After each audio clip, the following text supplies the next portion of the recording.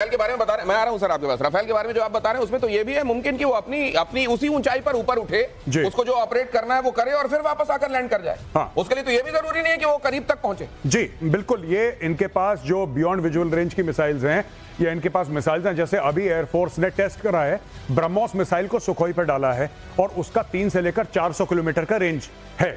और अब ये कह रहे हैं कि अगले फेज में एक सुखोई के ऊपर 4-4 ब्रह्मोस, अभी एक का 4-4 ब्रह्मोस। अब आप ये समझ लीजिए कि दे आर फ्लाइंग, ये इंटरनेशनल बॉर्डर के पास या लाइन ऑफ कंट्रोल के पास ये घूम रहे हैं हमारे सुखोई। यहां से फायर करके 400 किलोमीटर पाकिस्तान के अंदर किसी चीज को डिस्ट्रॉय कर सकते हैं बिना इंटरनेशनल बॉर्डर क्रॉस करे या पाकिस्तानी एयर स्पेस में गए हुए। सर लेकिन एक चीज और बता दूं, ये तो डे ट्रायल हुआ, नाइट ट्रायल के संदर्भ में भी रात के समय भी ट्रायल किया जा रहा है। सर आप बता रहे हैं कि सरफेस विंड, मुझको लगता है कि यही देखा जा रहा है कि तूफान कितना है, आजमा लेते हैं उसको और जरा ये एक्सप्रेस वेज भी आजमा लेते हैं। वही नहीं आजमा लेते हैं, ये भी दिखा रहे हैं, देखते हैं ताकत कितनी है आपके बाजुओं में। बस जहां तक नाइट का है, नाइट अपने आप में यूनिक है कि ऐसे रनवे पर और ऐसे एक्सप्रेसवे पर अगर उसको रनवे बना के आप नाइट कर सकते हैं, आपने बहुत बड़ा अचीव कर लिया, रियली बहुत बड़ा। क्योंकि नाइट फैसिलिटीज डिफरेंट होती हैं डे फैसिलिटीज, सॉरी। सो नाइट फैसिलिटीज को पूरा आपको स्टैब्लिश करना पड़ता है। एयरफील्ड लाइटिंग होती है जी, उसके बाद टैक्सी ट्रैक की लाइटिंग होती है, तो वो करना, और एटीसी टावर जो है, जो हम ऑप्स एटीसी बोलते हैं, वो स्टैब्लिश कर दी गई है। तो इसका मतलब मैं अब वेटरन से बात कर रहा था आपके जैसे ही, उन्होंने सरगोधा के बारे में बताया था और बताया था कि उस समय तो असल में ना तो वैसी एयर स्ट्रिप थी और ना वो प्रॉपर लिटअप थी, और तब भी हमने रोल करना शुरू किया और दुश्मन को जाके ठोका था। तो अब तो हमारे पास इतना इंफ्रास्ट्रक्चर है। आगे मैं आपको दिखाऊं जरा पाकिस्तान के एटम बॉम्ब को लेकर बहुत बड़ी खबर। अमेरिका ने पाकिस्तान के एटमी हथियारों पर कसी नकेल। CIA और स्पेशल फोर्सेस का सीक्रेट प्लान रेडी। पाकिस्तान के एटमी वेपन्स को डिसेबल करने का ऑप्शन भी अमेरिका ने रेडी रखा हुआ। और आज से नहीं, जब ओसामा को ठोका गया था पाकिस्तान के भीतर, तब से ही ये ऑप्शन रेडी रखा गया है। लेकिन क्या ये ऑप्शन जल्द ही एग्जीक्यूट होते हुए भी हम देखेंगे?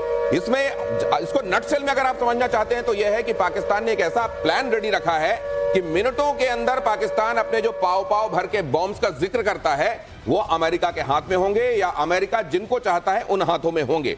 क्योंकि कहा यह जाता है कि ये केवल यही एक गीदड़ भपकी है जिसका बार बार इस्तेमाल किया जाता है, तो उसको वंस एंड फॉर ऑल इस रोग स्टेट से खत्म करने के बारे में भी चीजें चल रही हैं। ये एम्बेसडर त्रिपाठी, कहा जाता है पोजीशन ऑफ स्ट्रेंथ पर ही आप डिप्लोमेसी में भी डील करते हैं। अगर आप ताकतवर नहीं है तो डिप्लोमेसी में भी आपकी कोई सुनता नहीं है, और अगर आप रोग स्टेट हैं तब तो आपको हिकारत से देखा जाता है। पाकिस्तान इस समय इस वाली डॉक्ट्राइन को जो अमेरिका की है खातिर में ला रहा होगा कि मेरे बच्चे रहे ये बॉम्ब। देखिए, मुझे याद आती है रामधारी सिंह दिनकर की पंक्तियां, क्षमा शोभती उस भुजंग को जिसके पास गरल हो, उसको क्या जो दीनहीन विषहीन विनीत सरल हो। तो ये तो दीनहीन है, ये क्या कर सकते, लेकिन विनीत और सरल तो नहीं, विनीत सरल नहीं है, लेकिन दीनहीन है, हीन है एकदम। और इसलिए हम पोजीशन ऑफ स्ट्रेंथ से ही बात करेंगे। पाकिस्तान की जहां तक बात है, देखिए पाकिस्तान डरा हुआ है और किसी भी उसमें, लेकिन सर ये जो कहते हैं कि हमारी सॉवरेनिटी पे हमला, बड़ा सॉवरेनिटी इन्होंने चिल्लाया था जब ओसामा को अमेरिका ने मारा था। ये सॉवरेनिटी का राग, मतलब इस तरह का अगर कोई ऑपरेशन होता है, मैं एक सेकंड में गौरव के पास आपके, ये अगर होता है तो ये सॉवरेनिटी वाला ये जो कथित फैक्टर है, अमेरिका ने इसके बारे में क्या सोचा होगा? आपको पता है अमेरिका क्यों ऐसे प्लान बना रहा है? कारण क्या है? बहुत समय तक एक थ्योरी चली थी पूरी दुनिया में कि पाकिस्तान के पास जो न्यूक्लियर वेपन्स हैं, अगर पाकिस्तान डिस्टेबलाइज होता है, वहां पे उथल पुथल होती है, तो ये न्यूक्लियर वेपन्स अलकायदा के हाथ लग सकते हैं, इस्लामिक स्टेट के हाथ लग सकते हैं, तालिबान के हाथ लग सकते हैं। ठीक है, तो उन्होंने बोला कि नहीं, पाकिस्तान को स्टेबल रखो। बाद में एक थ्योरी ये आई कि साहब आखिर अलकायदा है क्या? ये तो एक विचारधारा है, ये तो एक मानसिकता है, और अलकायदा की मानसिकता वाले खुद पाकिस्तान के जर्नल हैं। तो बाहर से अलकायदा को आने की आवश्यकता नहीं है, पाकिस्तानी आर्मी के अंदर खुद अलकायदा है। ईमान तकवा जिहाद फी सबीलिल्लाह, this is the motto of the Pakistan army. क्या कह दिया आपने अभी? ईमान तकवा जिहाद फी सबीलिल्लाह। इसका मतलब क्या है? इसका मतलब है faith, piety and holy war in the path of Allah. यानी कि ये प्रोफेशनल आर्मी नहीं है, ये ऐसी आर्मी है जिसका फर्ज है काफिरों के खिलाफ जिहाद करना। ईमान तकवा जिहाद फी सबीलिल्लाह। माय गॉड, ये अगर इस तरीके की डॉक्ट्राइन के साथ, और आप सोचिए दुनिया में जितनी ऐसी चीजें हैं जिनको लेकर आपके अंदर विभत्स होने वाले भाव आते होंगे कि ये बड़ी विभत्स चीज है, बड़ी दुर्दांत काम है। उसके नाम के साथ होली कैसे जोड़ दिया जाता है? किसी भी चीज के साथ होली या मजहब की कुछ चीजें जोड़कर उसको लेजिटिमेट कैसे करने की कोशिश करता है पाकिस्तान, ये भी देखिएगा। पाकिस्तान से जारी तनातनी के बीच रक्षा सूत्र एक बड़ी खबर दे रहे हैं। भारत ने सीमा पर एक्टिवेट किए जीपीएस स्पूफिंग रेडार। सोर्सेज बता रहे हैं कि दुश्मनों के फाइटर प्लेन, मिसाइल, ड्रोन को गुमराह करने के लिए इसको डिप्लॉय किया गया है। सर, ये कैसे काम करता है? हाँ, ये बहुत अच्छी बात आपने पूछी। जो पाकिस्तान, पहले मैं शुरू करूं, पाकिस्तान के जो न्यूक्लियर बॉम्ब है और जो अमेरिकन थ्रेट आया है, हमने, अगर आपने सुना होगा, कुछ साल पहले हमारे यहाँ हुआ था कि हम कोई भी चाइनीज कंपोनेंट यूज नहीं करेंगे। हाँ, ठीक है। क्या डर था? डर ये था कि उसमें कहीं कोई चिप हो सकती है। उसके अंदर, चिप के अंदर कोई ऐसा सॉफ्टवेयर रेजिडेंट हो सकता है जो एक्टिवेट हो सकता है एट राइट टाइम, और आपकी मिसाइल और आपकी चीज उस जगह नहीं जाएगी जहां आप चाहते हैं, या वो ऑपरेट नहीं करेगी। इनके पास किन इलेक्ट्रॉनिक कंपोनेंट्स से इनका सिस्टम बना है, कौन से सॉफ्टवेयर इनके पास हैं, वही अमेरिकन सॉफ्टवेयर, वही अमेरिकन कंपोनेंट। तो फिर तो अमेरिका के पास रिमोट कंट्रोल होगा। रिमोट कंट्रोल, मैंने एक बार आपके चैनल पे ही कहा था कि ये चलेगा ही नहीं।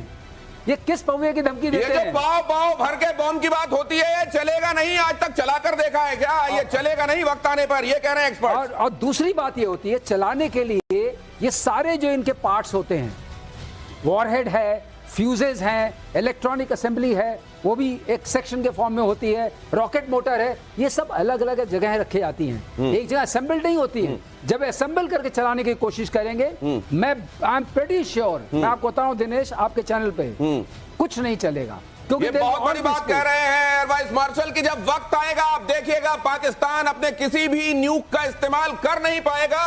ये दावा किया उन्होंने। इसको लेकर आपकी रीडिंग क्या है? नहीं, मैं तो कह रहा हूं कि पाकिस्तान का, देखिए जो सर कह रहे हैं ना, he has got a lot of experience in this regard. इन्होंने ये कई बार खुद काम कर चुके हैं। He is been involved with that at the highest levels in the air force. मैं आपको एक बात बताता हूं, पाकिस्तान की कोई भी टेक्नोलॉजी खुद डेवलप करी नहीं है, ये सारा चाइनीज माल है।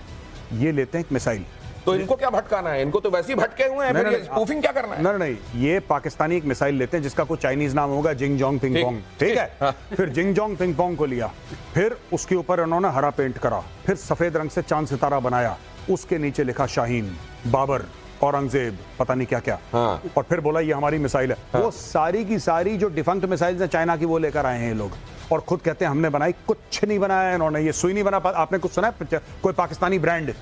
जो बंदा मिसाइल बना सकता है, फ्रिज तो बना सकता होगा। आपने कभी Pakistani fridge made in China देखा है, सुना है, पाकिस्तान तो नहीं देखा सुना है। ये तो झूठ बोलते हैं ना कि ये हमने बनाया, सब पाकिस्तान।